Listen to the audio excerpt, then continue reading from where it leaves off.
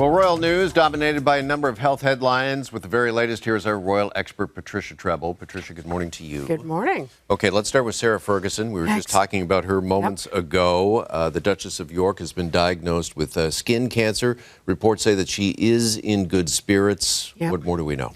She announced it on Instagram, which I think is really commendable because she's shining a spotlight on this. So, as you said, 6 months ago, she had breast cancer surgery. They removed several moles, and they had to go for further testing. And she announced the results on Sunday, and it's melanoma, which is a very serious skin cancer. So now the next step, which is simply to figure out how far it's spread, or whether it's spread at all, and figure the next step for treatment. And she also used it as a way to remind everyone to get your moles checked. And if there's any irregularities especially, make sure a doctor looks at them. So, you know, getting the message out to everyone. Also being very open and honest about his health is the King, who is undergoing surgery this week. Yep, he's undergoing this surgery this week for an enlarged prostate. Very common affliction. 1 in 3 men over 50. It affects them. And we'll know more after the surgery, I presume. He's in Sandringham over the weekend. Amazing the effect, though. There was a massive spike in men checking out medical sites. The National Health Service, all the prostate associations, they just reported men everywhere crashing their sites almost by checking it out, doing those little, there's those little checklists you can go through to see if you might have issues. And as experts said, it's the normalization of what is a topic a lot of men don't like talking about. So, good. All right, meanwhile, Princess Kate remains in hospital after abdominal surgery. What's the latest there? The latest is nothing, which is exactly what I think she wants. So she'll be in hospital at least until midweek, maybe a bit later. They've made it a very broad range, 10 to 14 days, they said. I wouldn't be surprised maybe if it's a bit earlier. But the actual radio silence is their plan, because they said unless something happens, we're not going to say anything. So it's William doing all the school runs and everything. And we didn't see anyone visiting her on the weekend. They might have snuck in, but again, it's kind of just keeping everything on low-key, keeping the hospital able to be regular, because it's, you know, royal visits are really upsetting to everyone. And let's face it, it's an era of video calls. You don't actually need to go to the hospital anymore. So. Okay. Let's move to Prince Harry now, because after previously saying he was slaying dragons, he has now withdrawn his libel case against the Daily Mail. Going after tabloids for phone hacking is one thing. Going after them for libel is another thing.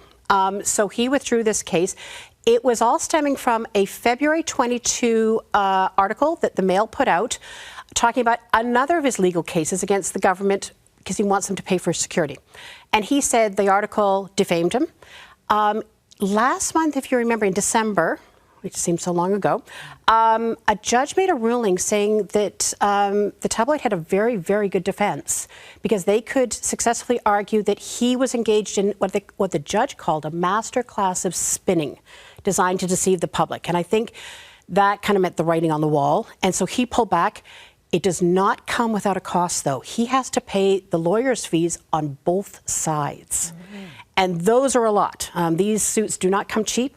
The Mail is estimating £750,000, and that's about $1.2 million. Wow. Yikes. All right, meantime, Harry also stepping out solo this weekend to accept, well, we've been talking about this for a couple of weeks now, this Living Legend Aviation Award in Beverly Hills. John Travolta presenting him with this honor. What more do we know about the ceremony? I'm going to say I was surprised neither of them walked the red carpet. Harry kind of went in the back way.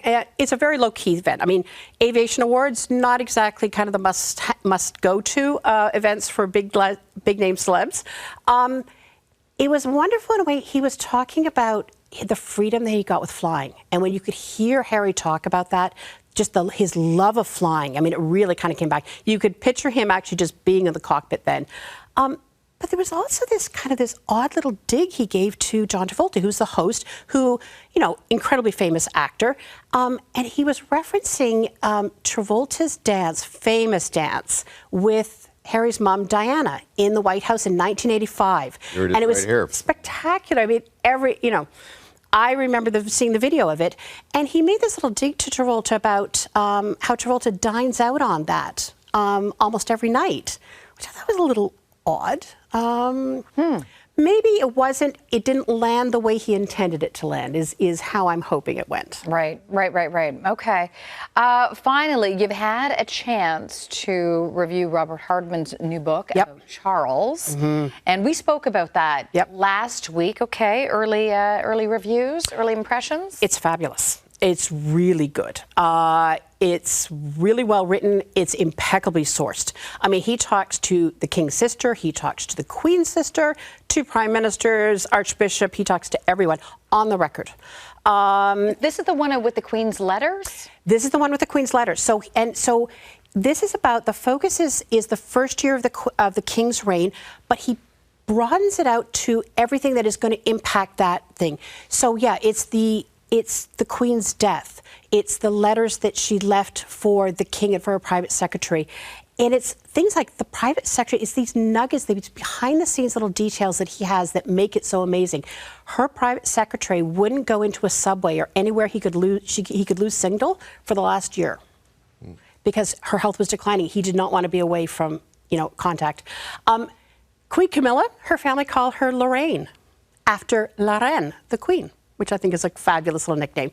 And there's some Harry and Meghan. There's what he called the decommissioned dukes.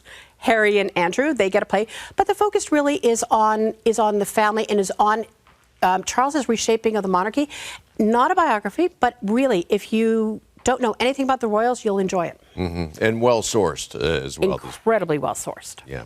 All right, our royal insider, Patricia Treble, with us here on a Monday. Patricia, thanks as always. Good to see you. You're welcome.